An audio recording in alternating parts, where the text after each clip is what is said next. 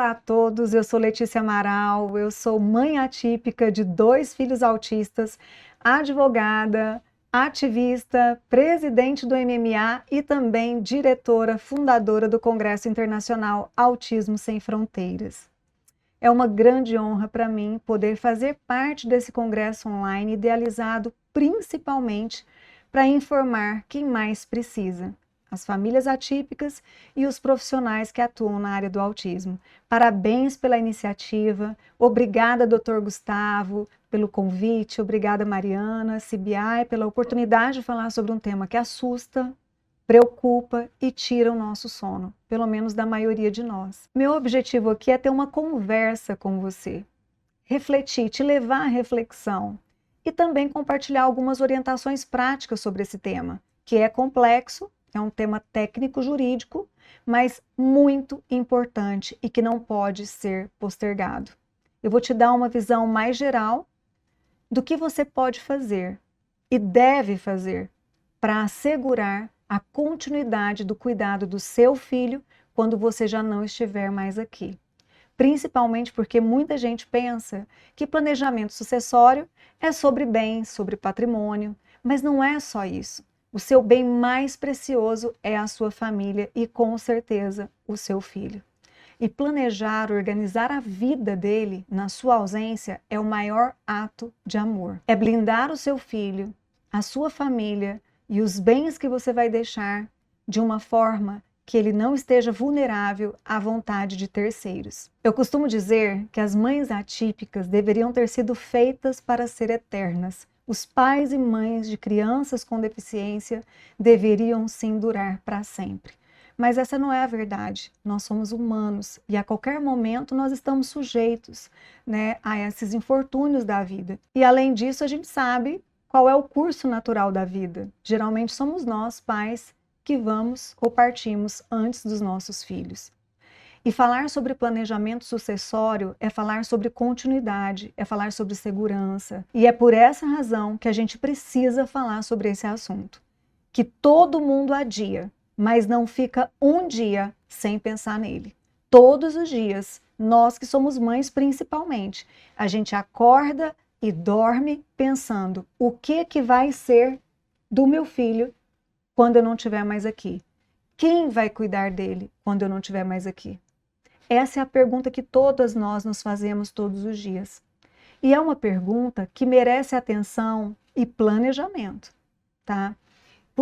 Pelo planejamento sucessório ser único, individual e personalíssimo, adaptado a cada caso concreto, ao contexto de cada realidade familiar, eu vou trazer para vocês aqui algumas orientações práticas gerais para o seu conhecimento. E eu espero que essa aula seja proveitosa e que no final dela você se sinta um pouco mais leve, que no final dela você decida fazer hoje o que você não pode deixar para amanhã. E é importante que você saiba que planejar não é sobre o fim, é sobre continuidade, é sobre segurança, sobre dignidade, sobre a certeza de que o seu filho, na sua ausência, vai ser bem cuidado. Que quem estiver cuidando dele vai saber exatamente o que fazer. E quando você planeja, você evita conflitos familiares, você garante proteção jurídica para ele, para o futuro dele. Você evita que terceiros, que sequer se importam com seu filho, tomem decisões por você. Mas é sobre continuidade principalmente. Você garantir que ele vai estar em boas mãos, mesmo você não estando mais aqui. E esse pesadelo que a gente vive todos os dias, essa angústia que a gente vive, isso pode ser amenizado quando você faz a sua parte, quando você escolhe, quando você decide se organizar para isso. Deixar tudo prontinho, como se você fosse viajar, tá? E você deixa ali todas as orientações que quem vai ficar ali cuidando do seu filho vai seguir estritamente a sua última vontade, o seu último desejo. Só que antes de entrar no tema, eu gostaria de fazer um exercício mental com você. Feche os seus olhos, onde você estiver, feche os seus olhos nesse momento. Comece a imaginar a sua partida. Você partiu hoje, você se foi, você morreu. Quem é a pessoa aí na sua imaginação que você consegue visualizar que imediatamente vai assumir os cuidados do seu filho? Quem é a pessoa que vai abraçar, que vai entender as crises do seu filho, que vai cuidar com carinho, que vai se responsabilizar por levar nas terapias, na escola, que vai proteger ele, defender ele como se você tivesse aqui? Você conseguiu visualizar essa pessoa? Você tem essa pessoa? Porque essa pessoa que você visualizou é essa pessoa que você precisa escolher. Escolher o que, Letícia? Agora eu vou falar para você o primeiro passo de como organizar a sua partida, escolhendo um tutor ou curador. Então, o primeiro passo para o planejamento é esse. Sabe essa pessoa que você acabou de visualizar aí na sua mente? Aquela que você tem a segurança, independente se é parente, se é amigo, a segurança de que ela vai realmente cuidar do seu filho na sua ausência? Que ela vai proteger o seu filho, que ela vai ter paciência com ele, que ela vai amar o seu filho. Claro que nós, mães e pais, somos insubstituíveis, mas na nossa ausência, sabe essa pessoa que você pensou? É essa que você precisa nomear como tutor ou curador do seu filho. E a diferença entre tutor e curador é simples, básica. Um tutor, ele assume o poder familiar de uma criança enquanto ela for menor de idade. Então, se no momento que você for organizar, fazer o planejamento sucessório e nomear o tutor ou a pessoa que vai cuidar do seu filho, se ele for menor, então você nomeia como tutor. O curador é diferente. O curador você vai nomear, por exemplo, se agora, nesse momento, seu filho já for maior de 18 anos, mas ainda assim ele for uma pessoa totalmente dependente. Por exemplo, se ele for um autista nível 3 de suporte não verbal, que não consegue praticar os atos da vida civil, ele não consegue tomar decisões, essa nomeação deve ser para um curador. Então, o primeiro passo é você pensar em quem seria o curador ou quem seria o tutor. Tá bem? Beleza? Agora, por que fazer essa nomeação agora? Por quê? Se eu contar para você que a regra no direito brasileiro é que os pais, típicos ou atípicos, independente da condição do seu filho, eles devem nomear um tutor ou um curador ainda em vida. O artigo 1731 estabelece essa regra, só que, infelizmente, essa regra se tornou uma exceção. Parece que as famílias não têm conhecimento desse fato. As famílias não se preocupam realmente com a sua ausência, né? Então, assim, a gente pensa que é eterno, a gente acorda todos os dias e vai dormir todos os dias como se fosse eterno, mas nós não somos. Somente as famílias atípicas é que sentem mais realmente essa pressão da partida. Então, você saiba você que o Código Civil, ele diz que a regra é você já nomear agora. E eu te pergunto, você já nomeou o tutor para o seu filho? Você já nomeou um curador para o seu filho? Agora, em vida? Não, né? E por que você tem que fazer em vida? Porque se você não decide em vida, o judiciário vai decidir por você na sua morte. E o seu filho pode estar vulnerável e desprotegido, totalmente desprotegido, porque o judiciário não conhece a realidade do seu filho. Ele não conhece as necessidades do seu filho. A pessoa que ele vai nomear, geralmente é assim, tá? Automaticamente, o judiciário, ele aplica, né, dentro do direito, a tutela legítima, ou seja, a tutela parental. Primeiro os ascendentes de grau mais próximo, avós e bisavós. Agora pensa comigo, você acha que um avô ou um bisavô, se é que o seu filho tem um bisavô ou um avô vivos, tem a capacidade ou tem a saúde, tem a disposição para poder cuidar do seu filho autista? Que tem mais necessidade de cuidados? E na falta deles, olha só que grave isso, a tutela é transferida para os colaterais, até terceiro grau, ou seja, se ele não tiver um irmão mais velho, e se esse irmão mais velho não tiver apto também a cuidar dele, tiver vontade de assumir essa responsabilidade, na ausência de um irmão mais velho, aí é um tio, um primo. Às vezes são pessoas tão distantes da realidade do autismo que vão estar aí, né? Vão ser nomeadas, na verdade, para assumir a tutela ou a curatela do seu filho. Imagina essa situação. Eu estou falando para todos os tipos de famílias aqui. Independente se você tiver bens ou não, você precisa se organizar, você precisa fazer essa nomeação ainda em vida. Agora, se você tiver bens, é um pouco mais complicado. Sabe por quê? Porque o que não vai faltar é gente querendo assumir essa tutela ou curatela. Mas você sabe que, no fundo, essas pessoas não estão aptas para cuidar do seu filho, né? Com amor, com interesse real no desenvolvimento, na proteção dele. O que mais acontece, se a gente for olhar antigamente aí, né, nos manicômios, que existiam manicômios antigamente, eram pessoas herdeiras de patrimônios gigantes sendo internadas em manicômios, porque os familiares queriam usufruir dos bens em vida. Então, será que o judiciário sabe fazer essa distinção melhor do que você, que é mãe, que é pai? Você que entende as necessidades do seu filho, o que ele precisa. Não são terceiros, né? Quem que vai saber o que é melhor para ele mais do que eu? E você tem que pensar também, quem é essa pessoa certa? E vamos começar a refletir aqui comigo novamente. A pessoa certa, ela precisa ter pelo menos um vínculo afetivo com o meu filho. Real, né? Uma pessoa que conhece as rotinas, que você já explicou para ela as preferências sensoriais. Quem que seria capaz? Essa é a pergunta que você tem que se fazer e nomeá-la ainda em vida. Agora, como é que você vai fazer essa nomeação? Principalmente, eu queria tocar num assunto agora, abrir um parêntese que eu acho muito importante, a gente falar sobre a nomeação de um tutor e o abandono paterno. Nós sabemos que a maioria das mães de autistas, elas são abandonadas, mães de crianças com deficiência, antes que essas crianças tenham 5 anos de idade. É uma estatística, tá? E esse abandono paterno, ele fere, ele dói, principalmente o abandono afetivo, porque a sobrecarga fica para a maioria das mães.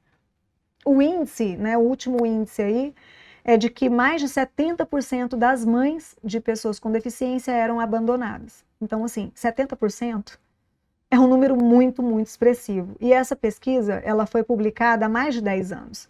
Será que esse índice não aumentou? Então, para você, mãe, essa parte é só para você, que é mãe, que assumiu o cuidado, a responsabilidade toda sozinha.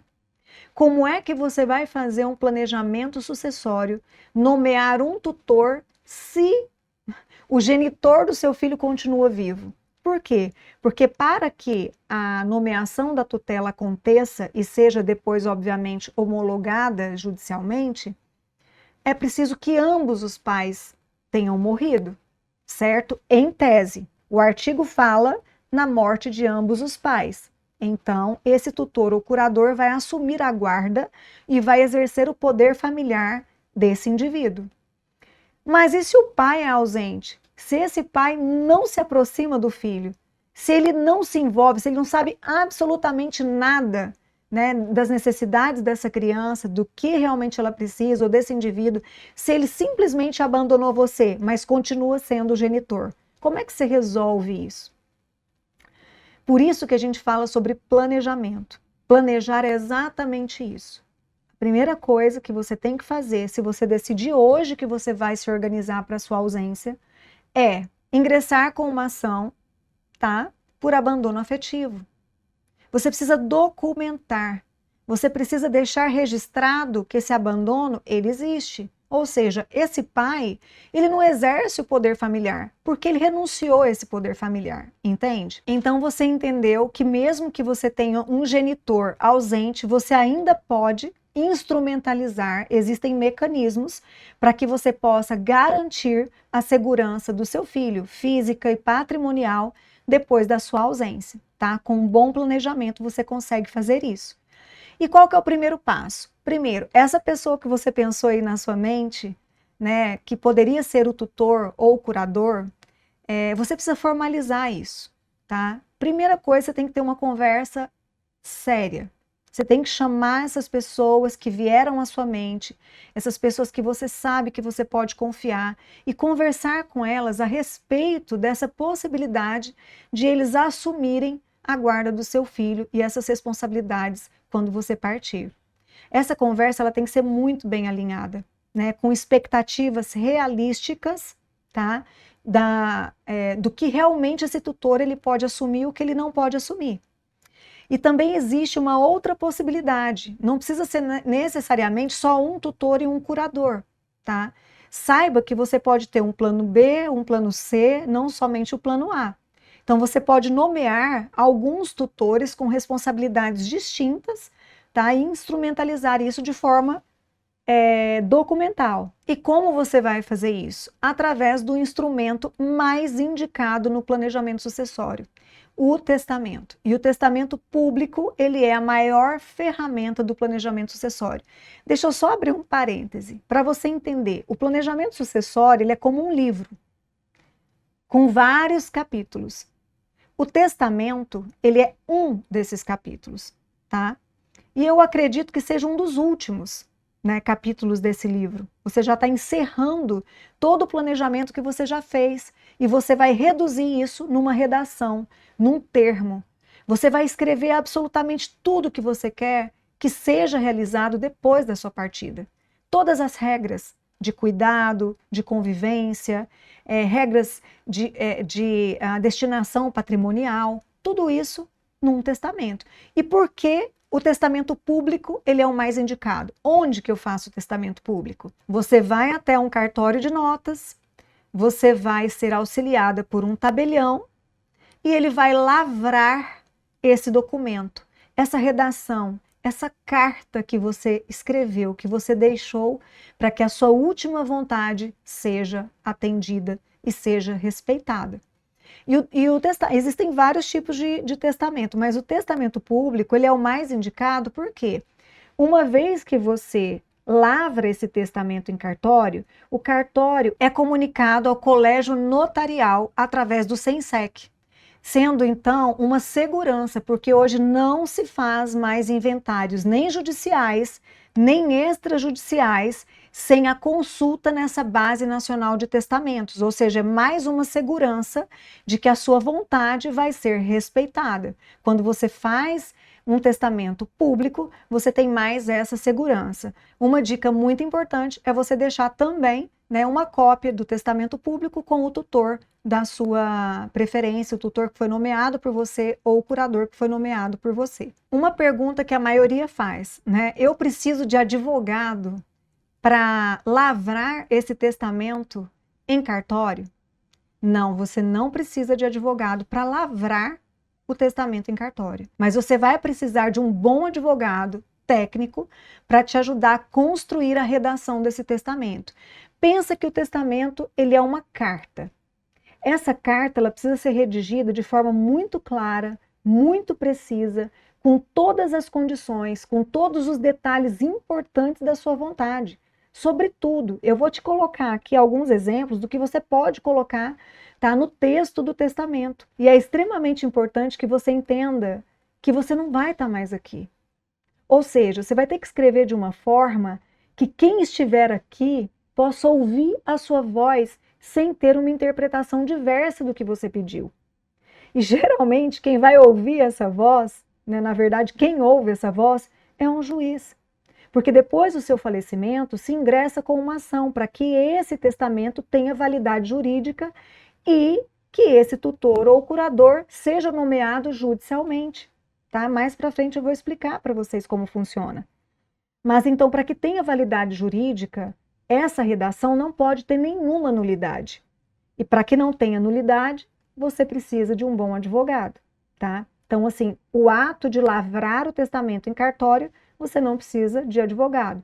Mas é muito bom que você tenha um advogado para te ajudar a planejar esse texto, o que escrever. Eu vou te dar algumas dicas aqui sobre o que colocar no testamento. Primeiro, você vai nomear o tutor, né? Aquele que vai assumir a responsabilidade pelo seu filho, pela pessoa que você mais ama, pelo amor da sua vida depois da sua morte. Tá? Se esse filho for menor, será um tutor. Mas você também tem a oportunidade de indicar um curador futuro. Mesmo que hoje você nomeie um tutor, você pode deixar em aberto, tá? Quando essa pessoa autista, essa criança, esse adolescente atinge a maioridade. Como é que acontece essa curatela? Ela é total? Depende. Depende do grau de suporte do seu filho. Isso é algo que você pode também deixar por escrito no testamento.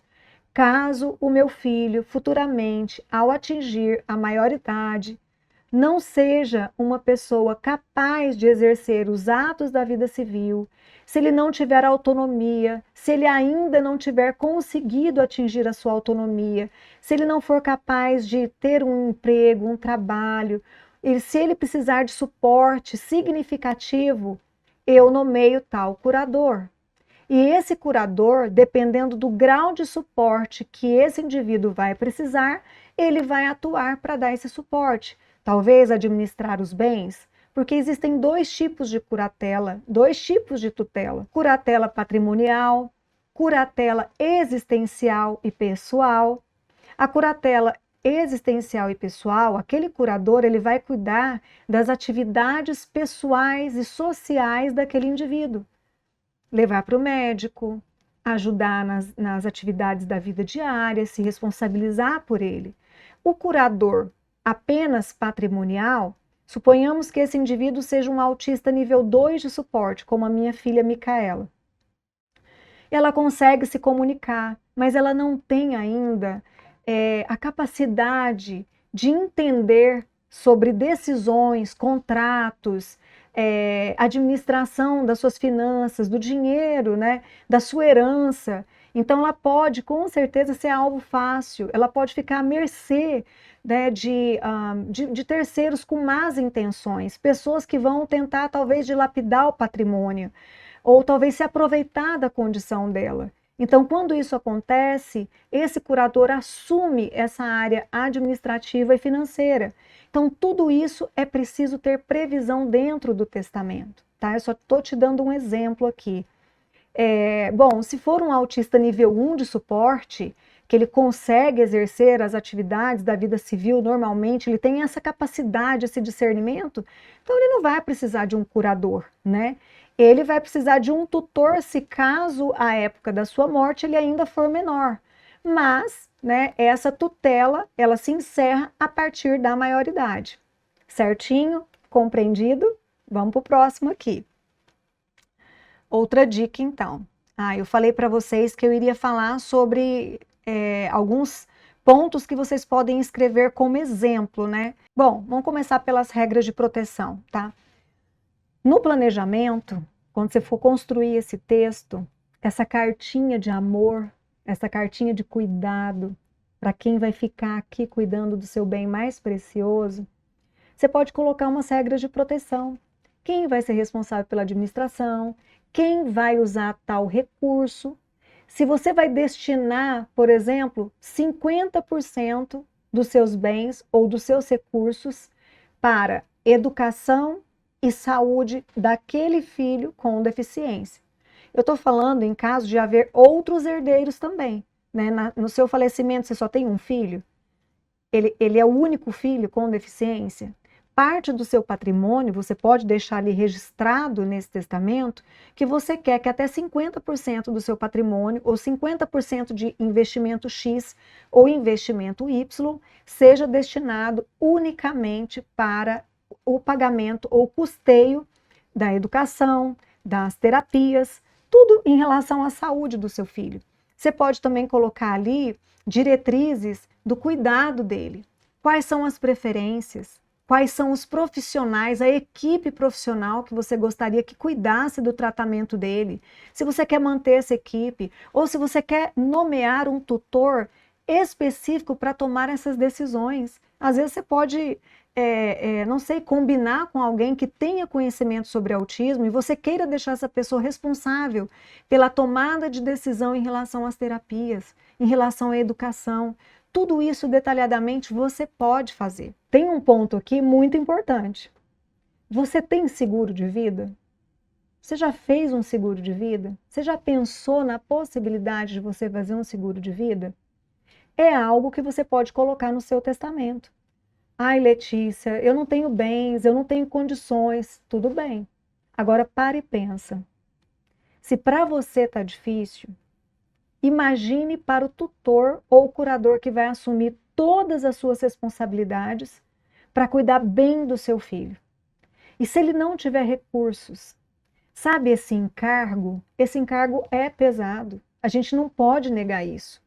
E para você evitar que esse encargo seja tão pesado ao ponto desse tutor abrir mão de assumir essa tutela, que isso pode acontecer também, vamos organizar. Se organiza. Você não precisa ser rico para ter um seguro de vida, mas você pode sim, por amor ao seu filho, fazer um esforço e sim contratar uma apólice de seguro. E o seguro de vida é o bem mais acessível após a sua morte. E você pode também destinar parte desse recurso, desse seguro, para pagamento de coisas distintas. Tudo isso você pode escrever, deixar tudo bonitinho, como se você tivesse aqui. A outra dica, muito importante ainda aqui no seguro de vida, é que se você não tem bem nenhum e só o seguro, você pode destinar uma porcentagem desse valor do seguro, não sei se esse dinheiro também, se você quiser colocar ele investido, né, para o pagamento, né, de um salário, né, uma parte desse recurso para o tutor, para ele mesmo, sabe? Ou o curador que vai estar ali, né, assumindo o encargo do seu filho. Isso é muito importante, é uma forma de agradecimento, né, por ele ter assumido isso, e também de dizer para ele o quanto ele é importante e que você também não quer que ele assuma sozinho essa responsabilidade que é sua, né, que era sua enquanto você estava aqui. E tem pessoas que acham que é muito caro, mas caro, gente, é você partir sabendo que não tem nada pronto, sabendo que seu filho vai estar vulnerável. Quem é que vai cuidar dele? Quem vai assumir? E a gente vê, é muito triste falar sobre isso, mas a gente está no dia 2 de abril, né? Dia Internacional de Conscientização do Autismo. E o que a gente mais vê são mães exaustas, independente da condição financeira, tirando as suas próprias vidas e as vidas dos seus filhos. Isso é muito triste, isso dói. E por quê? Porque elas não têm esperança. E porque muitas vezes falta informação. Essa angústia ela é suportada sozinha.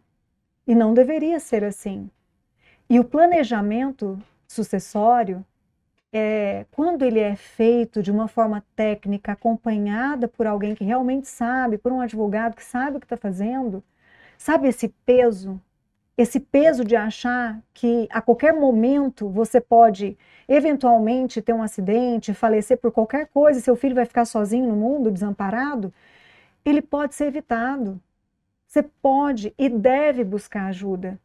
Eu quero dar essa mensagem para você, porque não é só sobre direito, não é só sobre futuro, bens, patrimônio, não, é sobre você, é sobre a sua paz, que não pode ser negociada. Saiba, você não está sozinho, você não está sozinho, pai também. Se você se sente assim, você só precisa entender como fazer e não postergar mais, sabe? Não existe solução simples para um tema tão complexo. Eu não estou tentando simplificar a dor, por favor, não me entendam mal, e nem estou tentando simplificar a sua partida. A única coisa que eu estou querendo te dizer é que funcionou para mim, sabe? Funciona para muitas pessoas que decidiram organizar minimamente as coisas.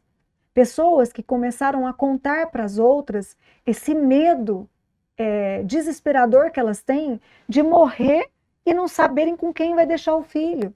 Por isso que muitas mães se suicidam, né? E primeiro matam os filhos e depois se suicidam, porque elas acham que ninguém vai querer assumir esse encargo, essa responsabilidade. Você está enganada. Tem muita gente nesse mundo que tem um bom coração. Tem muita gente nesse mundo que pode sim te ajudar a assumir essa responsabilidade, eventualmente, se caso, de forma natural, você venha a partir desse mundo, entende? Então não se sinta sozinha, converse, explique as suas angústias e procure ajuda profissional. Essa é a minha mensagem para você nesse 2 de abril. A minha mensagem aqui, Dr. Gustavo, você que entende tanto sobre saúde mental, é para que esses pais tenham um pouco mais de paz, de dignidade, de segurança. Que os seus filhos vão estar bem cuidados ou minimamente amparados quando eles já não estiverem mais aqui. Vamos para o próximo? O que mais? O que está faltando? Eu fiquei de falar para vocês dar um passo a passo aqui, pelo menos minimamente, alguns exemplos do que você pode colocar no texto, nessa redação, nessa sua carta, que vai ser a sua voz quando você não estiver mais aqui. Então vamos lá? Tá, eu falei sobre nomear um curador, um tutor ou curador, né? Caso o seu filho atinja a maioridade, você já pode deixar essa previsão no testamento, né? Voltando aqui ao tema. Gente, não se importem não, que às vezes eu sou prolixa, tá? Mas assim, você pode deixar já um tutor, um curador nomeado quando o seu filho atinja a maioridade, se esse for o caso dele, né? Se ele realmente precisar de um curador. Você pode também deixar detalhado, se você tiver bens, se você tiver imóveis, e você pode deixar detalhado como vai acontecer essa distribuição de bens. Você pode também clausular esse testamento com cláusulas de incomunicabilidade e impenhorabilidade, inalienabilidade e impenhorabilidade, para evitar que terceiros se aproveitem dessa vulnerabilidade do seu filho. Por exemplo, se for uma Micaela nível 2 de suporte, certo? Então você clausula dessa forma para que você possa ter essa segurança jurídica que ninguém vai passá-la para trás. Você pode criar as regras de administração dos bens, eventualmente vinculando as rendas, eu já mencionei isso, sustentos, tratamentos, a determinado bem ou recurso. Outra coisa muito legal, se eu não mencionei antes aqui, tá? Mas se eu mencionei também na repetição que a gente aprende, né? É que você pode nomear responsáveis alternativos, aquele plano B, C e D. E também tem uma possibilidade que eu estava esquecendo aqui, é a nomeação de um pró-tutor. O que é a figura de um pró-tutor? Muito importante você deixar isso no testamento também. É o fiscal. É aquele tutor que ele não vai cuidar do seu filho, não vai estar ali responsável por ele, talvez nem pelos bens, não é ele que vai estar administrando os bens, mas ele vai ser um fiscal designado para o exercício da tutela ou curatela ser realmente exercido da forma correta, de acordo com a sua determinação testamentária, ok?